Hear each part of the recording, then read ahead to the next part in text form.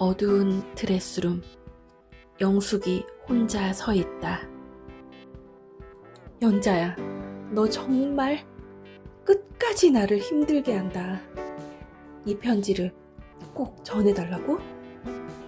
영숙이 손에 들고 있는 편지 봉투에는 겉면에 또렷하게 써있다. 박민철 씨께 김연자. 그래, 그이한테 전해줄게. 하지만 살아서는 절대 안 돼. 내 인생 여기서 무너질 수 없어. 영숙은 편지 봉투를 드레스룸 깊숙이 넣어두었다. 대학병원 의사의 진료실. 주치의가 책상 위에 검사 결과지를 보고 있었다. 박성민 씨 혼자 오셨습니까?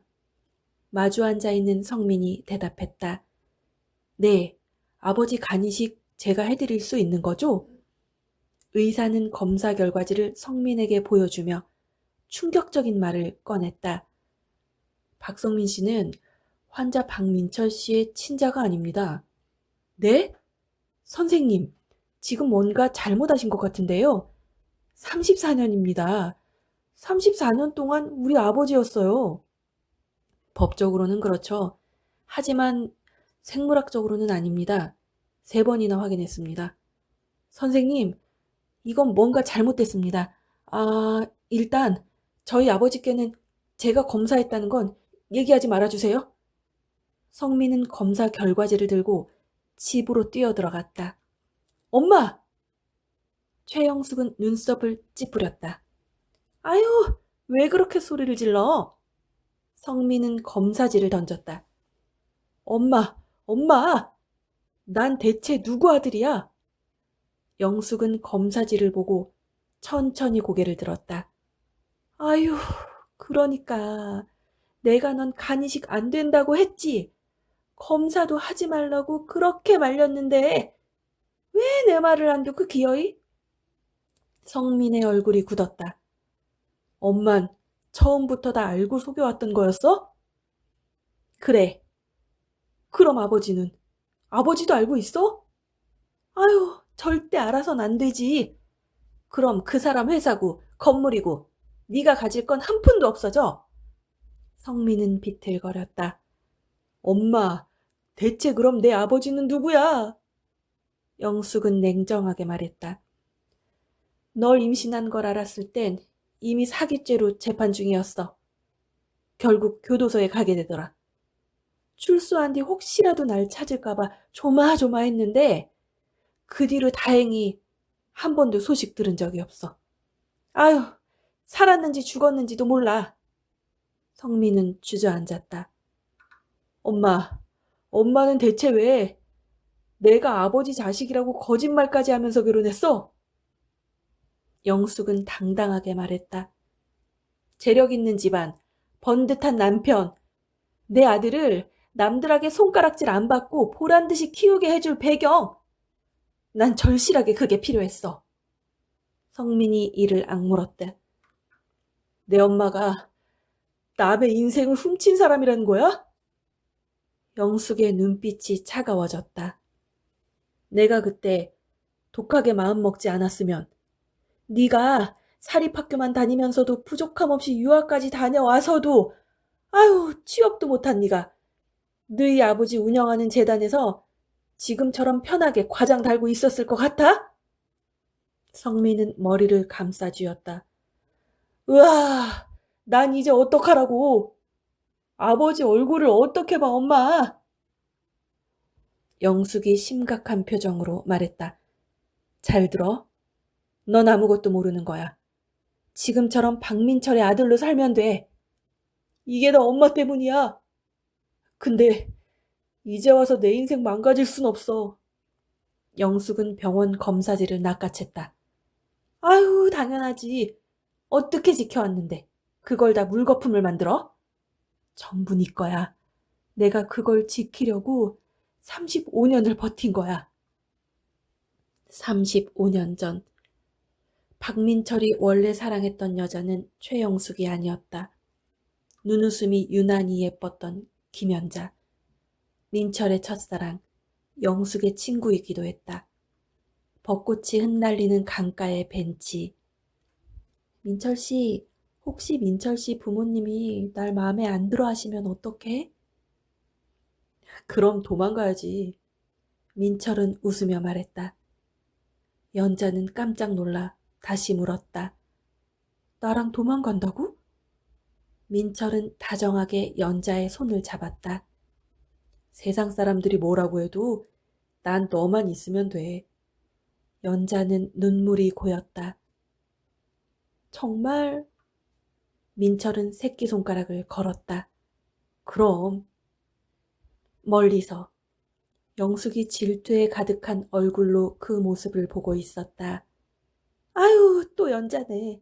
좋은 남자도 좋은 집안도 왜 항상 너야? 난 남자도 잘못 만나서 아이만 생겼는데 아유, 정말 미치겠네. 며칠 뒤 연자가 영숙을 찾아왔다. 영숙아, 나 민철 씨 아이를 가졌어. 민철 씨 부모님께 어떻게 얘기하지? 결혼 허락도 받기 전인데. 영숙은 억지로 웃었다. 축하할 일이네. 그런데 민철 씨 입장에서는 좀 놀랄 수 있으니까 아직 얘기 안 하는 게 좋을 것 같아. 하지만 그날 밤 영숙은 절대 해서는 안 될 거짓말을 하고야 말았다. 민철 씨 어머님 되시죠? 아유, 늦은 밤 죄송합니다.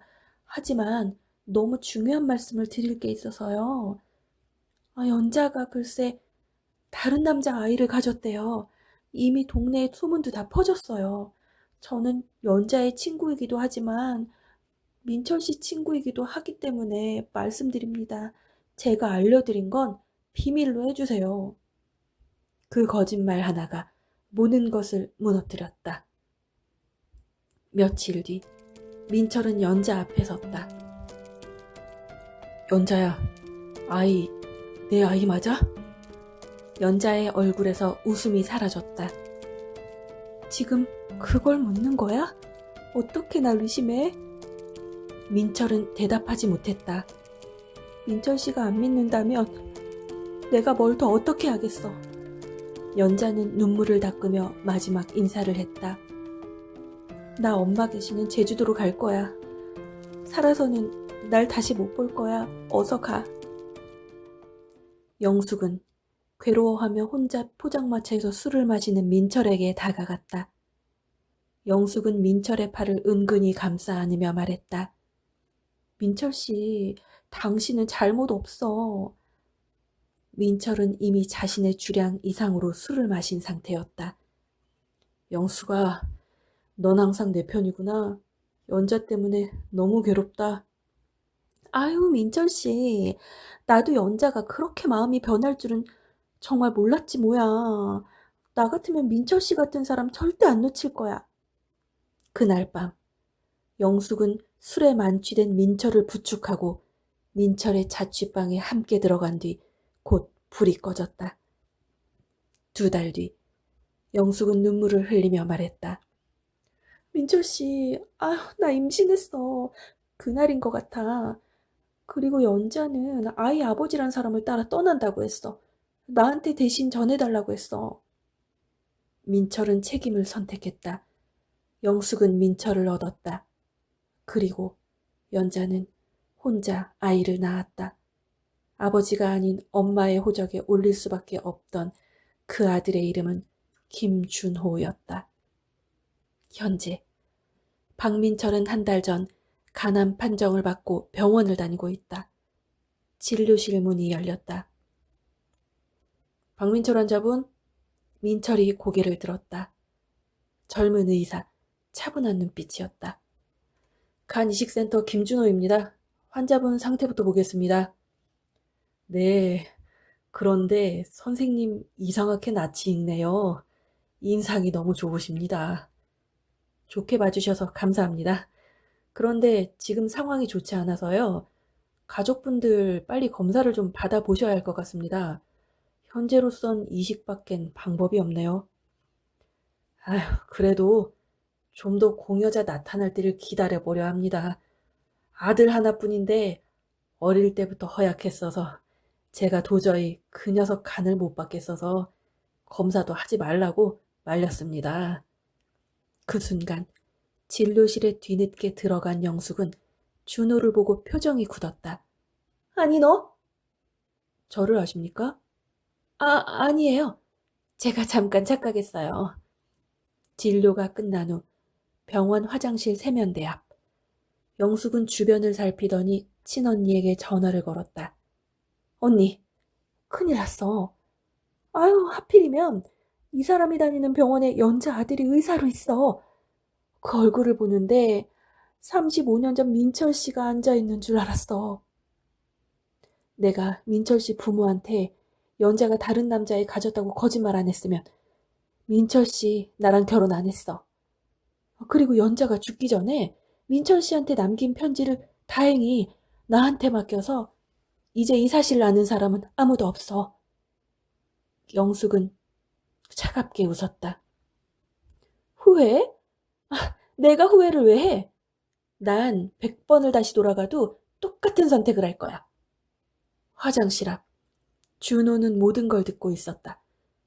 그의 손이 떨렸다. 그럼 아버지가 날 버린 게 아니었구나. 그날 밤 준호는 어머니 연자의 일기장을 꺼냈다. 낡은 글씨가 보였다. 내가 다른 사람의 아이를 가졌다는 소문은 걷잡을 수 없이 진실처럼 되어버렸다. 그래도 그 사람만은 나를 믿어줄 줄 알았는데 그런데도 원망보다 그리움이 더 앞선다. 준호야, 넌 아버지를 미워하지 마. 그 사람도 어쩔 수 없는 상황이었을 거야. 준호는 일기장을 끌어안고 울었다. 엄마, 그래도 난 엄마를 믿어주지 않은 아버지가 원망스러워요. 6개월 전 연자는 교통사고로 병원에 실려왔다. 골목에서 갑자기 튀어나온 아이가 화물차에 부딪힐 뻔한 걸 구해주려다 연자가 크게 다쳤다. 그날은 중요한 편지를 전하려 나가던 길이었다. 바로 민철에게 준호의 존재를 알리려던 편지. 연자는 병실에서 머리에는 붕대를 감고 호흡기를 낀 채로 힘겹게 말을 이어갔다. 연자는 35년 만에 영숙을 병실로 불렀다. 영숙아, 이게 무슨 일이니? 세상에. 아유, 연자야, 너 괜찮니? 그런데 30년이 넘어서야 나를 찾은 이유가 뭐야? 연자는 떨리는 손으로 봉투 하나를 내밀었다. 민철 씨에게 꼭 좀 전해줘. 지금 이런 꼴로 민철 씨한테 얘기할 수가 없어서. 영숙은 편지 봉투를 받았다. 아유, 아직도 박민철이야? 연자는 희미하게 웃었다. 너랑 잘 살고 있는 거 알았기 때문에 절대 안 나타내려고 했는데 제발 이 편지만 전해줘. 친구로서 마지막 부탁이야. 그때 병실 문이 열렸다. 흰 가운을 입은 젊은 의사가 들어왔다. 어머니, 영숙은 그 얼굴을 보고 얼어붙었다. 젊은 시절 박민철과 너무 닮아 있었다. 연자야, 네 부탁은 내가 들어줄게. 그럼 나 급한 약속 때문에 오늘은 이만 갈게. 영숙은 황급히 병실에서 나왔다. 집으로 돌아와 드레스룸 안에 그 편지를 깊숙이 숨겼다. 며칠 뒤 연자는 세상을 떠났다. 영숙은 장례식장에 가지 않았다. 현재 민철의 상태는 더 나빠지고 있었다. 진료실에서 담당 의사인 준호가 말했다. 간이식이 필요합니다.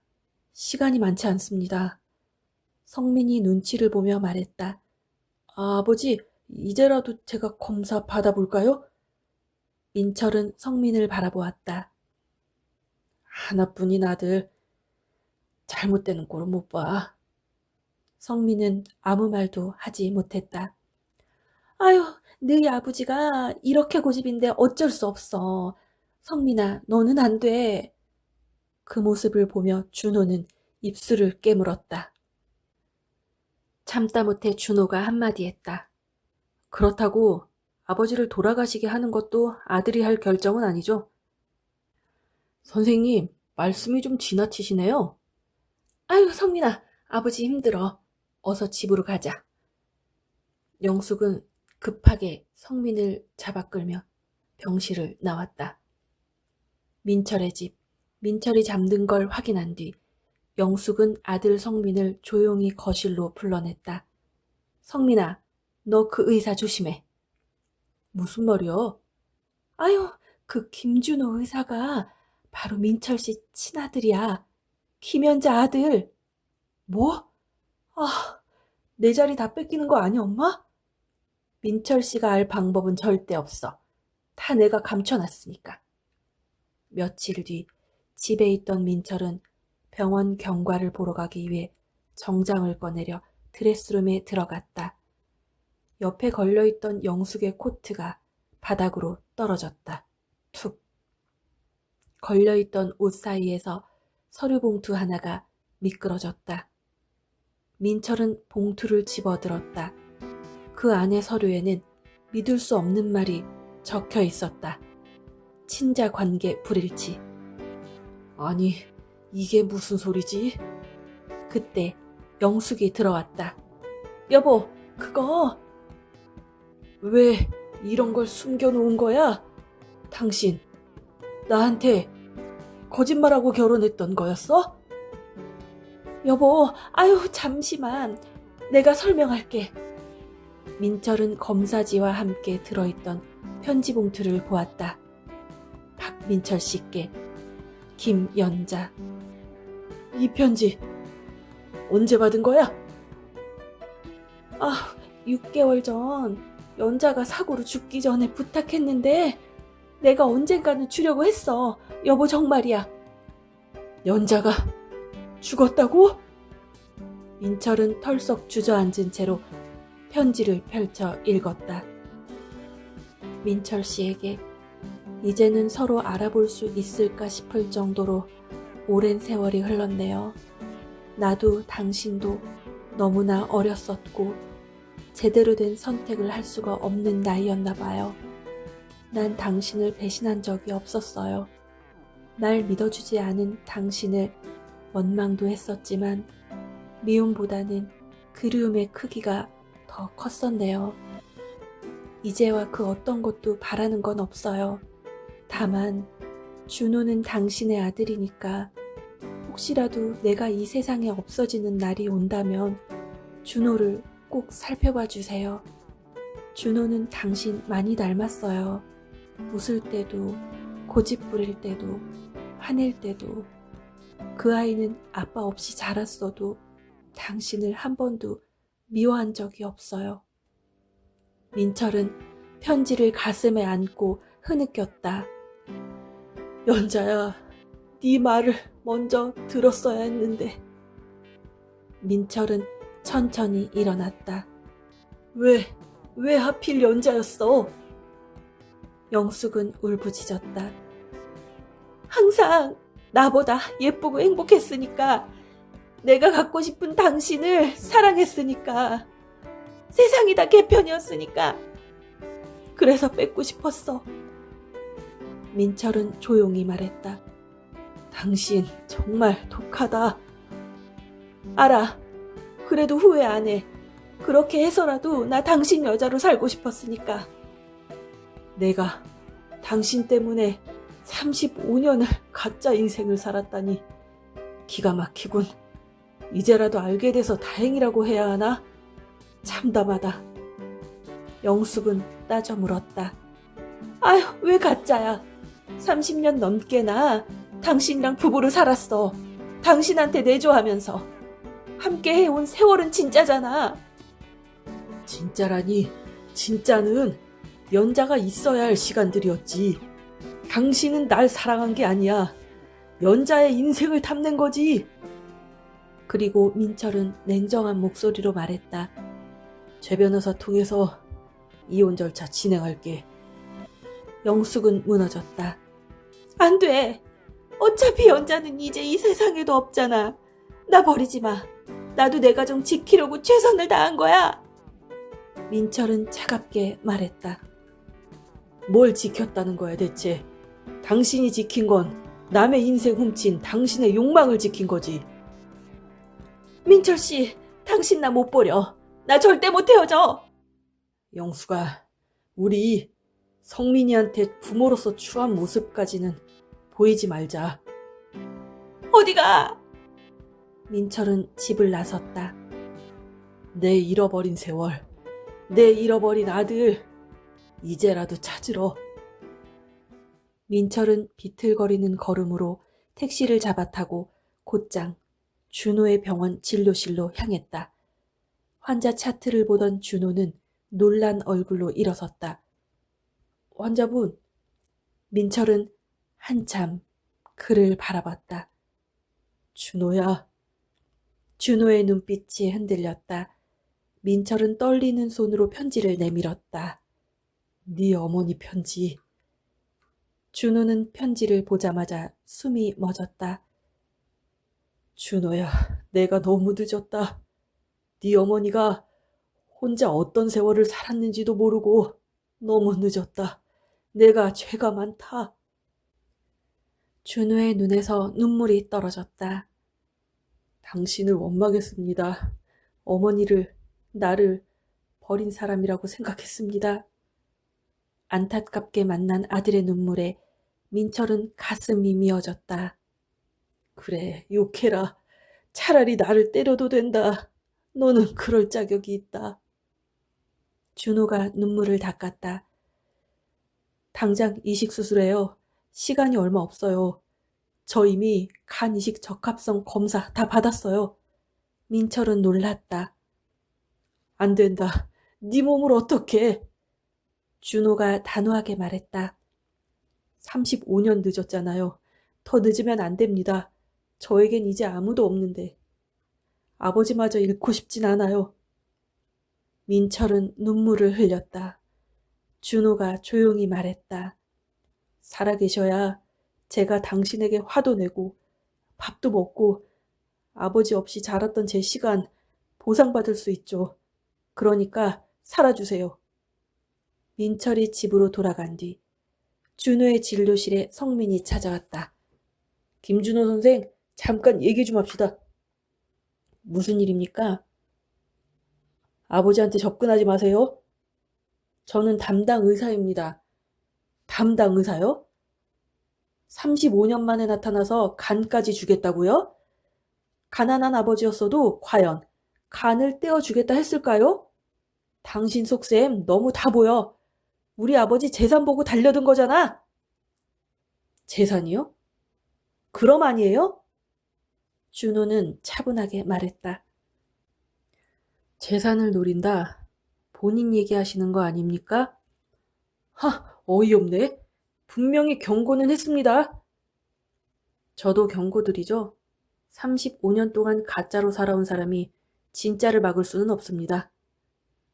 며칠 뒤 이식 수술이 성공적으로 진행되었고 회복실로 돌아와 민철이 누워있는 병실에 성민이 찾아왔다. 아버지, 그는 말을 멈췄다. 아니, 이제 그렇게 부르면 안 되겠네요. 민철은 조용히 바라보았다. 성민은 눈물을 흘렸다. 한 번만 묻겠습니다. 저를 키우시면서 사랑하신 건 맞나요? 민철은 바로 대답했다. 사랑한 게 맞냐고? 그 시간들은 내 목숨보다 더 소중했다. 성민은 무너졌다. 죄송합니다, 아버지. 진실을 알았을 때 바로 고백했어야 하는데. 민철은 조용히 말했다. 성민아, 네 잘못만은 아니다. 하지만 이제는 네가 선택해야 한다. 네 엄마의 거짓말에 의지해서 살 건지 네 인생으로 제대로 살 건지. 몇 달 후 작은 식당. 민철이 먼저 와 있었다. 문이 열리고 준호가 들어왔다. 민철이 어색하게 웃었다. 준호야, 왔냐? 네. 민철이 물었다. 밥은 먹었니? 아직이요.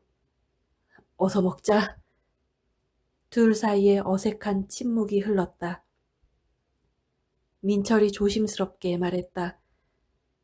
아직 어색하지. 아버지라고 안 불러도 된다. 천천히 하자. 준호는 한참 고개를 숙이고 있었다. 그러다 아주 작게 말했다. 아버지. 민철의 숟가락이 멈췄다. 눈물이 흘렀다. 그래, 그 말 35년 기다렸다. 창밖으로 햇살이 들어왔다. 35년 늦게 도착한 편지. 35년 늦게 만난 아들. 하지만 진심은 늦게 와도 사라지지 않았다. 연자는 떠났지만 그녀가 끝까지 지키려 했던 사랑은 결국 아버지와 아들을 만나게 했다. 당신은 지금 사랑하는 사람이 곁에 있나요? 그렇다면 당신은 세상에서 부러울 것이 없는 정말 행복한 사람입니다.